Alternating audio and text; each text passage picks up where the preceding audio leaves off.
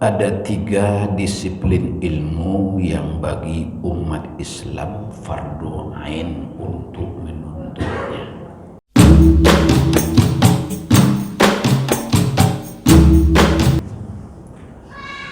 Wa bihi nasta'in ala umurid dunya waddin. Asyhadu an la ilaha illallah wa asyhadu anna Muhammadan abduhu wa rasuluhu.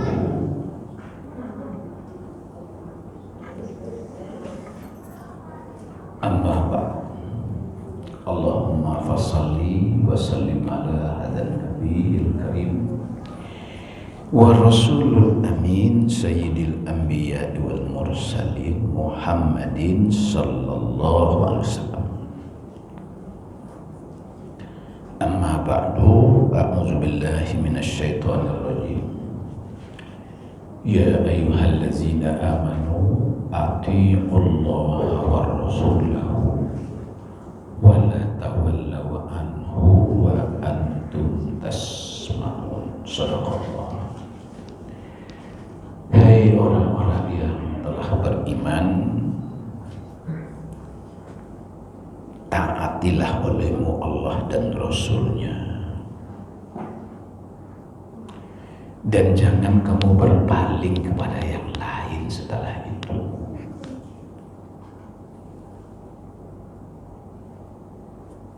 Jangan seperti orang-orang yang mengaku mendengar, padahal sebenarnya mereka hanya pura-pura mendengar.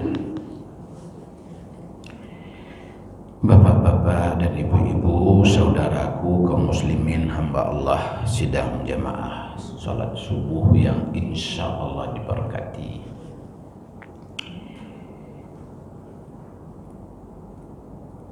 Ada 3 disiplin ilmu yang bagi umat Islam fardu ain untuk menuntutnya.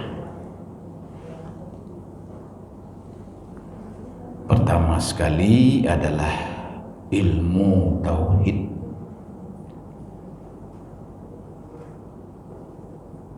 yang mengenalkan kita kepada Allah Subhanahu wa taala, kepada yang sebenar-benar Tuhan. Karena banyak sekali di dunia ini yang menawarkan diri jadi Tuhan. Malah orang dekat kita kadang-kadang mau dia jadi Tuhan.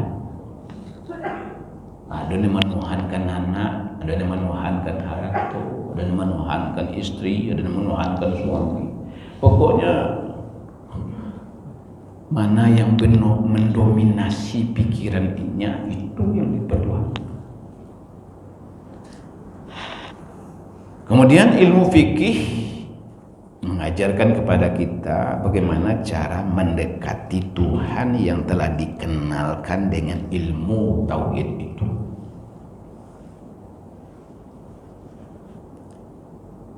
Jadi untuk di dalam tauhid hanya sekedar kenal saja, sekedar tahu saja. Tapi dipangan oleh sudah tahu anak terus. Kelemahan filsafat itu. Andaikan tak turun Nabi, tak dikirim Rasul, tak ada firman Allah, ayat-ayat Quran atau wahyu Allah, manusia ini akan mengenal Tuhan juga dengan akalnya. Cuma singgung kenal saja, tapi tak tahu juga keripangan Tuhan itu sudah dikenal. Itu kelemahannya sahabat. Bagi dalam ajaran agama kita, Tuhan yang telah kita kenal dengan sebenar-benar wajib dipertuhan itu dengan ilmu tauhid. Kita diajar mendekatinya, mengambil hatinya, mendapatkan kasih sayangnya, ridhonya. Dengan cara apa? Dengan cara ubudiyah, dengan cara beribadah kepadanya. Ibadah itu adanya hanya di dalam ilmu fikih.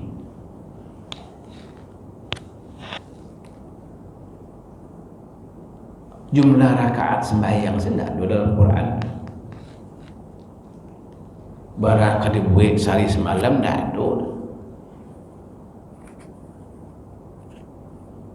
bacaan-bacaan yang kita baca seperti tadi itu juga tidak ada. Kemudian Tuhan yang sudah kita dekati, kita ambil hatinya dengan ilmu fikih tadi itu dalam jangka beribadah kepadanya. Kita ingin merasakan nikmatnya hidup bertuhan itu. Itulah yang bagian lahannya tasawuf. Lahan batin, membereskan batin kita ini. Ulang melihat Tuhan yang dikenal dengan ilmu tauhid, lalu didekati dengan beribadah dengan ilmu fikih, dirasakan kenikmatannya hidup bertuhan itu di dalam bertasawuf. Makanya orang yang tidak sampai kepada yang ketiga ini gersang.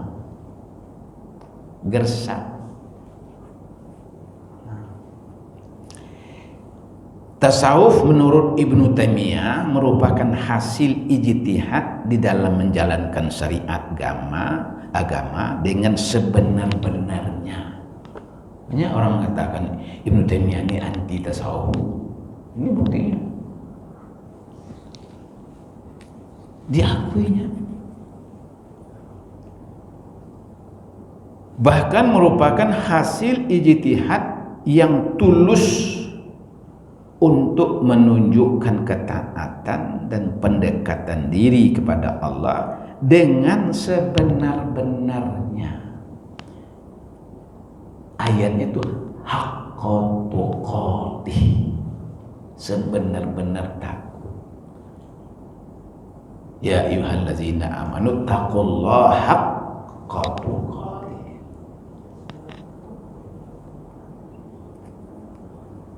Saya tahu Bapak Ibu sekalian, musibah yang paling kadang.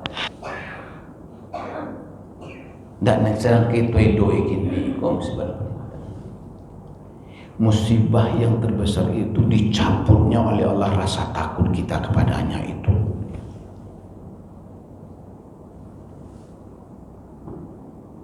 Tidak dulu itu.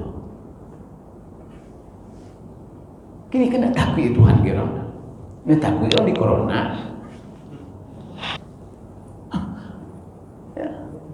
Mbak sering mengatakan kadang-kadang ragu aja di mana sawana ini orang kan kapi ya.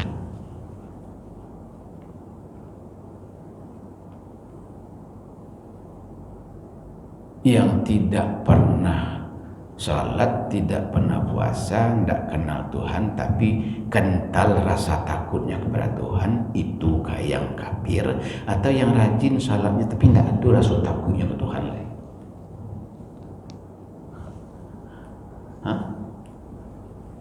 Aku apa? Dasur gembong kafir Quraisy. Dado kesejahit itu orang kamu bunuh Nabi, mengharapkan mendapatkan 100 ekor unta. Siapa yang dapat membunuh Muhammad? Menjual. Ada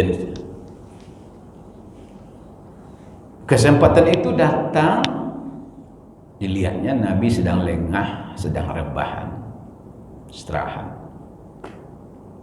Lalu dihardiknya, dihunusnya pedangnya. Hei Muhammad, siapa yang bisa mempertahankan jiwamu dari ancaman maut ini, dari ancaman pedang ini? Tidak nyotikam sekali, dah nyuari lah, nyokece dulu. Tentu ada kesempatan mailak. Tapi kok lalu sih itu anak itu. Itu mengikut kejadian orang anjing menggonggong tidak menggigit. Lep saya Pak. Lep saya Pak, anjing menggonggong tidak menggigit. Banyak menggigitnya sedang gonggong. Ini menggigit, kau tak bunyi oleh dah turun menggigit ya. Tapi kalau masih menggonggong ini tidak akan menggigit kita dah. Percayalah.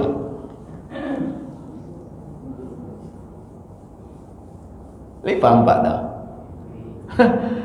Jadi anjing menggonggong tidak menggigit batu atau Pak.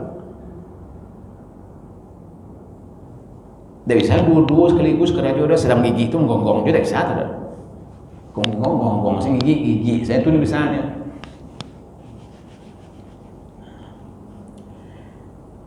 Apa jawab Nabi kita? Allah.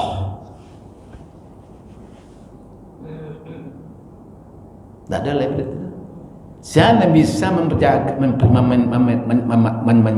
engkau sekarang ini. Siapa yang bisa mempertahankanmu dari ancaman mautku ini tanpa bergeming? Nabi menjawab Allah. Gemetar Daksur, menggigil. Saking kerasnya gigi itu terkulai tangannya, lemah jatuh padanya. Saking takutnya dengan kalimat Allah itu. Padahal Daksur tidak sembahyang, tidak puas berkapi, tapi mendengar nama Allah itu gemetar, takut. Saking takutnya sampai terkulai tangannya, terlepas pedangnya. Pedang yang jatuh itu dipungut oleh Nabi kita, dihunuskan pula kembali kepada yang punyanya Daksur itu. Tapi sebelum kita taruhkan cerita,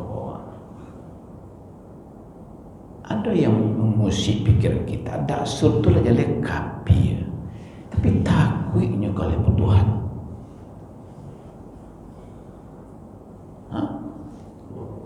Baru diingatkan Allah saja, dia sudah gemetar. Kebanyakan kini orang-orang yang melalih hidung mencari Hajar Aswad tiap sebantah haji umrah, tapi hilang rasa takutnya itu kepada Allah. Nama nang kapi ya sawan naik. Itu mau diulang-ulang di khatib setiap Jumat, setiap khutbah. Ittaqullah. Takutlah kamu kepada Allah. Kini kan ditukar-tukar, di palawira nanti. Takwalah kamu kepada Allah. Jadi di takai itu tuh hilang arti yang sesungguhnya. Sama yu poyo di pelo kini PSK. Jadi profesi jadi ya.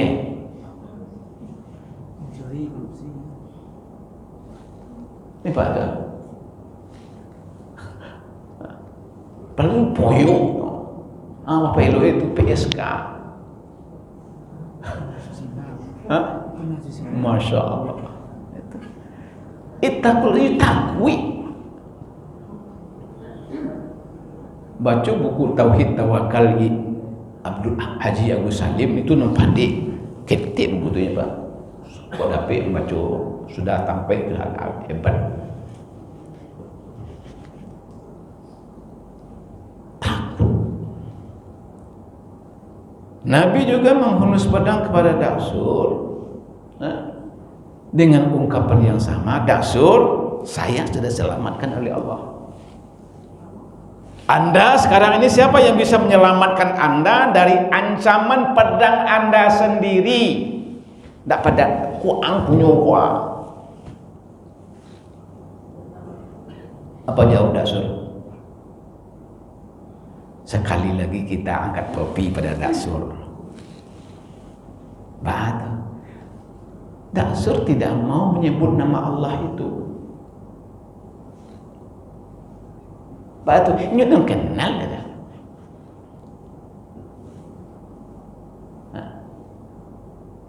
Padahal sudah disaksikannya dengan mata kepalanya sendiri bahwa Allah itu sudah berhasil menyelamatkan kekasihnya Muhammad SAW dari ancaman maut. Tapi Daksur tidak mau minta kenyawa. Itu cerdasnya Daksur itu. Apa jawaban Daksur? Tidak ada yang dapat menyelamatkanku dari ancaman maut sekarang ini kecuali kemurahan hatimu memaafkanku. Hebat tak? Hebat. Hebat. Kok itu jawabannya?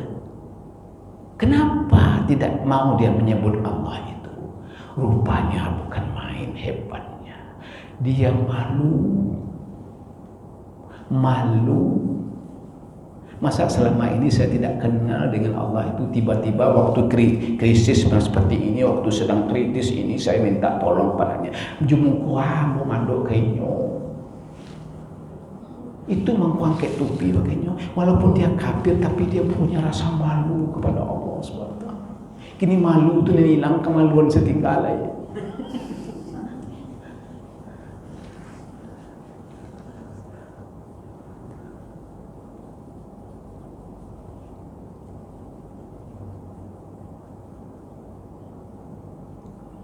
Bapak Ibu sidang jemaah muliakan Allah.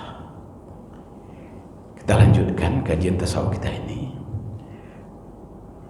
Para sufi orang yang berijtihad dalam mentaati perintah Allah secara esoterik,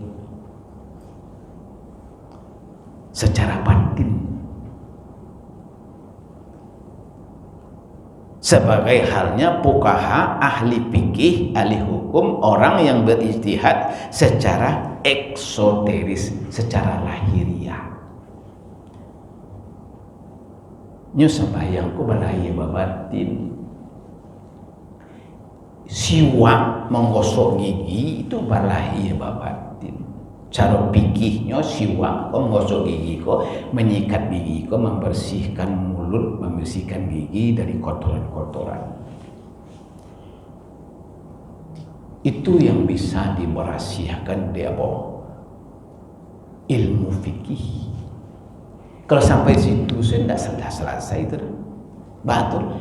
Menurut tasawuf bukan hanya sekedar membersihkan gigi, membersihkan mulut, tapi yang perlu dibersihkan itu sebenarnya omongan yang keluar dari mulut itu.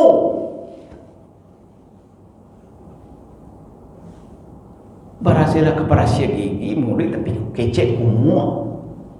Dan nilai kece itu kuiko.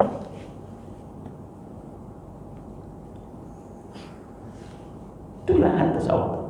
Dan dilecehkan orang itu. Bagian membereskan yang di dalam itu tasawuf. Jadi kalau mau kece neng kumuh, kato-kato neng kotor, itu ndak ada odornya jusiknya itu dan bisa menyapu manusia itu. Ada ndak sikit itu? Ndak ada.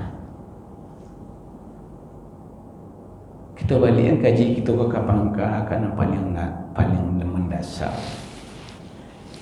Ada orang mengira bahwa syarat sahnya salat itu yang pertama suci pakaian, suci badan, suci tempat. Tidak bersih ada. Bersih badan, bersih tempat, bersih pakaian. Tapi suci. Suci berbeda dengan bersih. Yang bersih itu belum tentu suci. Tapi yang suci pasti bersih. Banyak orang berkutat mengenai masalah ini. Kalau secara eksoteris, secara lahiriahnya, secara ilmu fikihnya, cara mensucikan tadi itu kalau bagatahnya, balatahnya, kalau nyoba najis, nyoba dibasuh, dicuci, disasah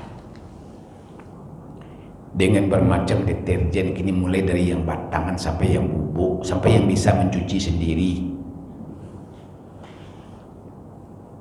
Ada sabun kini mencuci sendiri, mencubon anyang sabun tuhnya, dan juga ada gaduh kayak itu.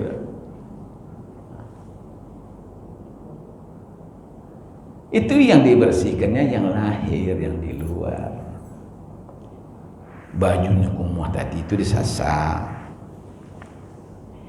Tapi kalau sekiranya najisnya itu, najis jo hadas berbeda, Pak. Kalau najis dari luar datangnya inggo Tapi kalau hadas dari dalam, kalau najis bisa dibasuh saya, dibuang saya tanpa ada niat untuk mensucikannya. Tapi kalau hadas tidak bisa dibasuh saja, mesti mandi dan berwudu.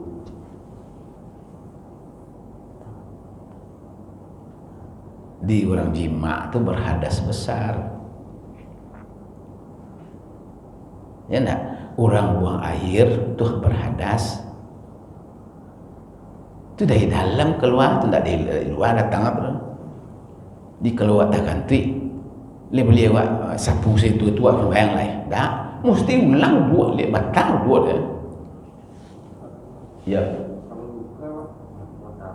Ya. Tidak. Yang luka, yang darah tidak najis. Tidak. Kau banyak orang keliru kau. Nya luka sih kau baparban, atau nya batayamam. Tayamam tu memang tidak bisa dibasuh, sebenarnya memang bisa dibasuh juga. Berwuduk juga dia seperti biasa. Basuh muka.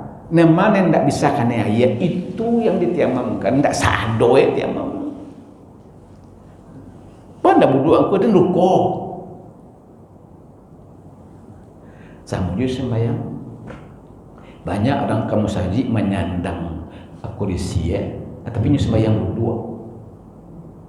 Berjalan kalau deh, sembahyang berdua. Itu tidak logik itu Pak. Babat malah disandang kursi deh. Ini memang tidak bisa, itu yang didudukannya. Bisa tagak ya tagak. Tagak kan tidak terhalang juga. Dan terhalangnya rukuk. Arti boleh rukuk ada sini duduk baik. Kan tidak satu yo itu duduk sekali di kursi itu. Perlu tahu. Ini mana tidak bisa itu yang ditolerir itu bukan tidak bisa tuh. Kalau tidak bisa, kenapa lagi ditolerir?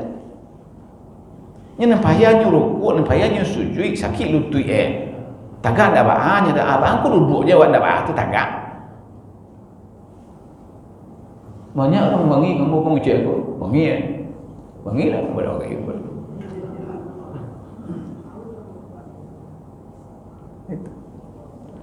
Di mana yang tidak bisa, itu yang perlu ada situ tolerannya.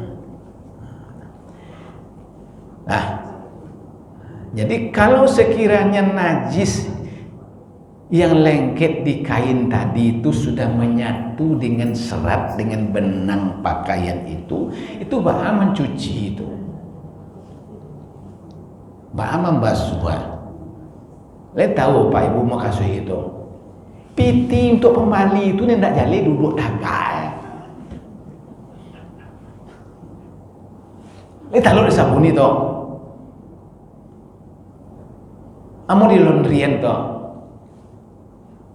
Tangga ndak itu najisnya itu kena itu halal ndak dia dari yang dapat di maliang tu halalnya dibasuh ndak itu ndak iya orang benda.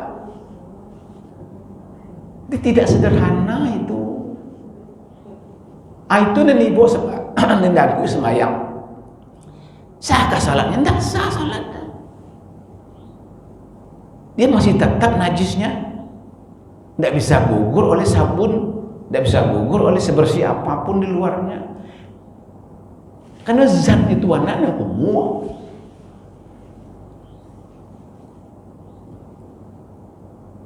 Ada lengket di lantai ini najis, kotoran kucing, kotoran anjing itu dipel.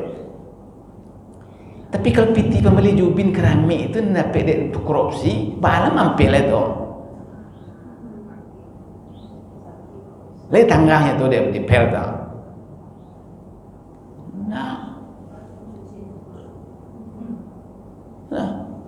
Lihat sampai ke kaji orang fikih dah sampai, kaji fikih dah sampai ke itu tasawuf itu. Aplikasi tasawuf itu.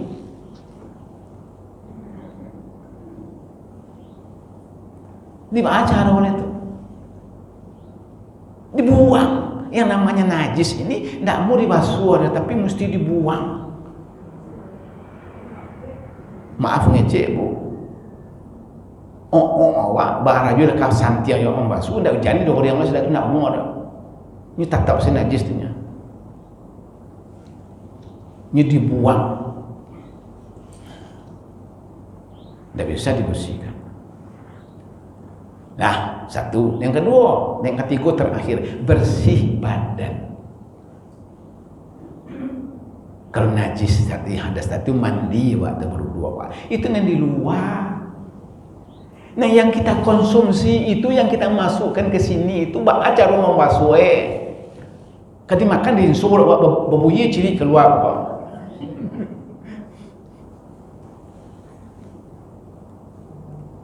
Sehari orang mencoba apa, ada orang mencoba. Kaji kumuh saya. Padahal itu penting. Dan setiap daging yang tumbuh dari makanan yang haram, tidak ada yang layak bagi dia kecuali neraka Nabi mengizinkan itu.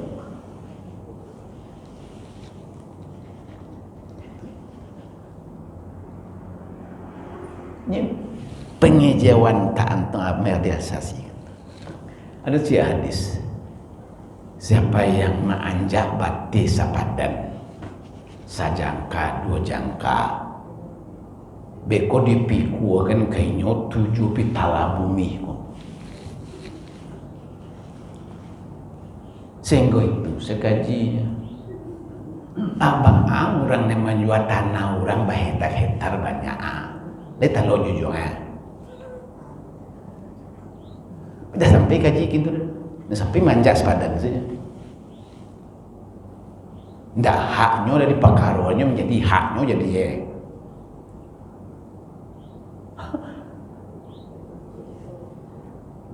wailul mutaffifin tu sapan doon dapat itunya. Abang orang yang mau korup ko yang bertonton ko banyak le tu kaji nak do.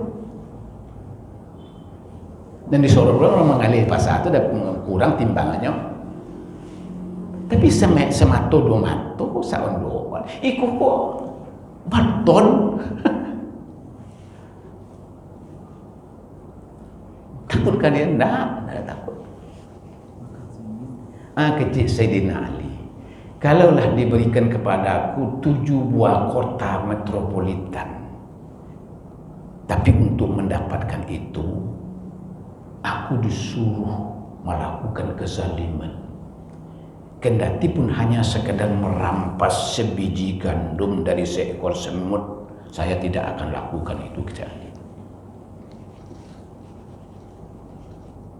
Sencik gandum indahlah orang yang dinayo samui segupah gadang dapat 7 buah kota lama kali kini ku tak sencik 2 incik bareh nelang dapat dan dijual bakapa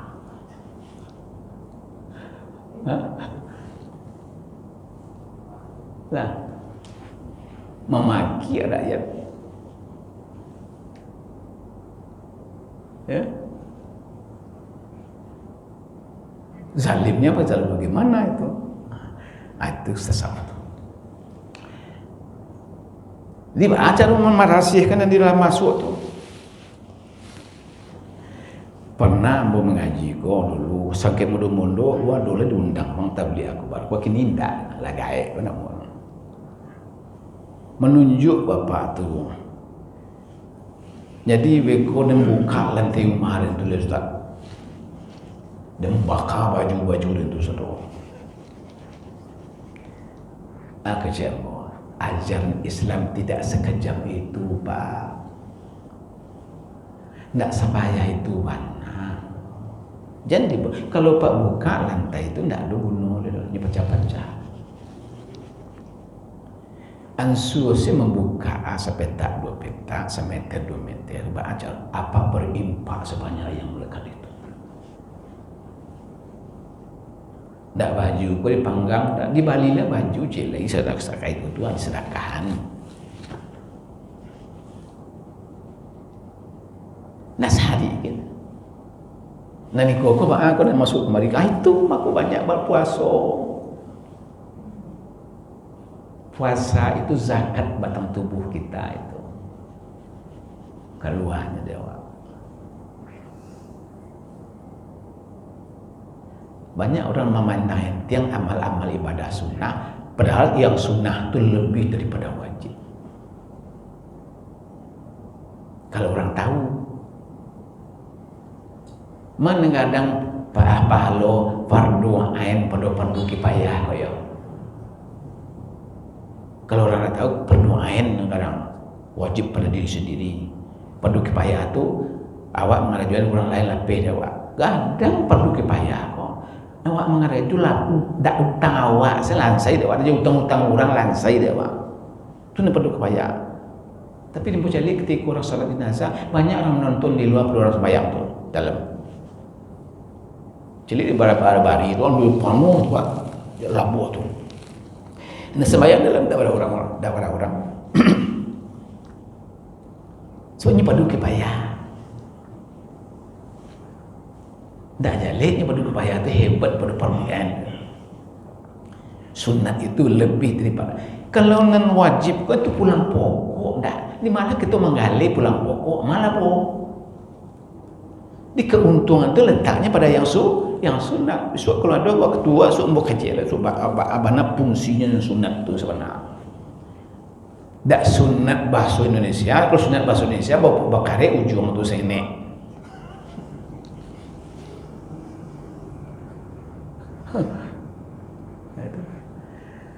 Bapak Ibu sidang jemaah muliakan Allah. Jadi caranya begitu.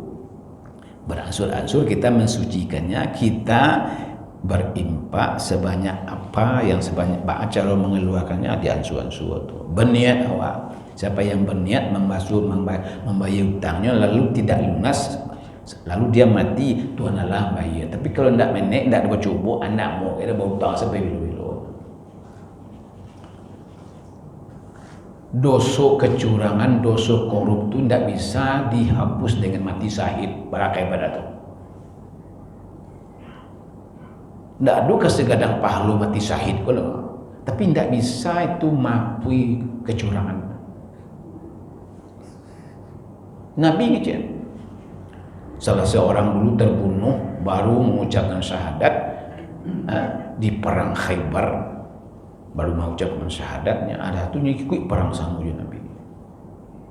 Terbunuh dia.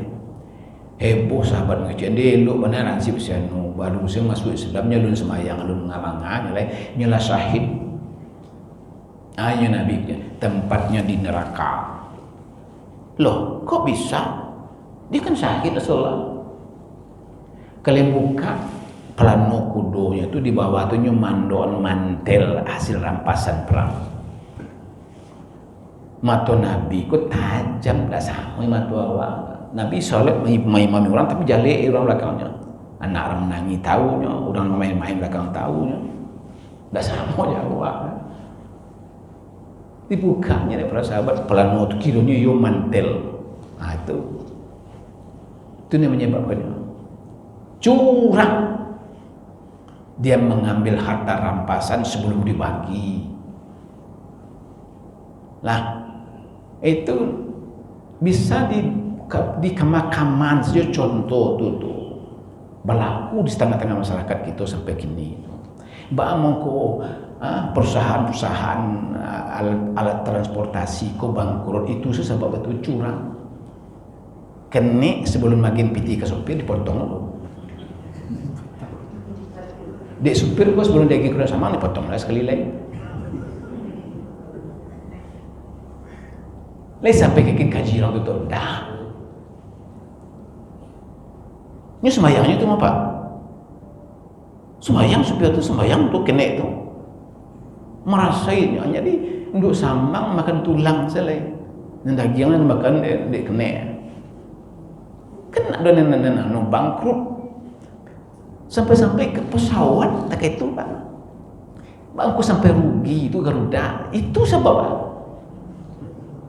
tidak tanggung banyak nama mata dah. Besok dah sembuh. Assalamualaikum warahmatullahi wabarakatuh.